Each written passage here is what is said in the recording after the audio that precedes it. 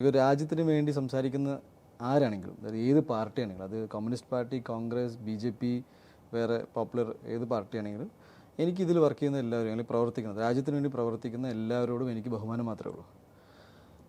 നമ്മൾ പൊളിറ്റിക്കൽ പാർട്ടിയുടെ സ്വഭാവം എങ്ങനെയെന്ന് വെച്ചാൽ, ഓരോ പാർട്ടിക്കും ഓരോ ഐഡിയോളജി ഉണ്ടാവുമല്ലോ. ഇന്ന ഐഡിയോളജി പ്രകാരം മുന്നോട്ട് പോയാലാണ് രാജ്യം നന്നാവുള്ളൂ എന്ന് ഇവർ വിചാരിക്കുന്നുണ്ടാവും.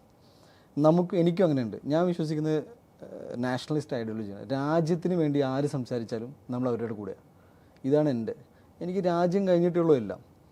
അപ്പോൾ കുട്ടിക്കാലം മുതൽ നമ്മൾ അങ്ങനെ ചിന്തിച്ച് വളർന്നുകൊണ്ട് ഞാൻ അങ്ങനെ പോകാൻ ആഗ്രഹം. ഇപ്പോൾ ഒരു കുട്ടി ഇപ്പോൾ പ്രധാനമന്ത്രി ഏറ്റവും ഉന്നത സ്ഥാനത്ത് നിൽക്കുന്ന ഒരാളാണ് രാജ്യത്തിൻ്റെ. നിങ്ങളുടെ വീട്ടിൽ ആരെങ്കിലും കുട്ടികളോട് പറയുന്നുണ്ടോ നീ വലുതായിട്ട് പ്രധാനമന്ത്രിയാവണമെന്ന്? പറയാറ്. എന്തുകൊണ്ട് പറയാറില്ല എന്ന് ഞാൻ മനസ്സിലാക്കുന്നത്. എന്തുകൊണ്ട് പറയുന്നു? രാജ്യത്തിൻ്റെ ഏറ്റവും ടോപ്പ് പൊസിഷൻ, ഇന്ത്യ അയാൾ കൺട്രോൾ ചെയ്യാണ്. അതേപോലെ ഞാൻ ആ പൊസിഷനെ കുറിച്ച് അല്ല, എന്തുകൊണ്ട് നമ്മളിങ്ങനെ പറയുന്നില്ല? ബിക്കോസ് എളുപ്പമല്ല അത്. അപ്പോൾ അങ്ങനെ എളുപ്പമില്ലാത്തൊരു ഒരു കാര്യം ചെയ്യാൻ നമ്മൾ വീട്ടിലെ കുട്ടികളോട് പോലും പറയാറില്ല.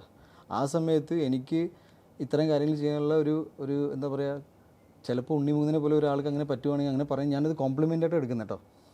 മനസ്സിലായി.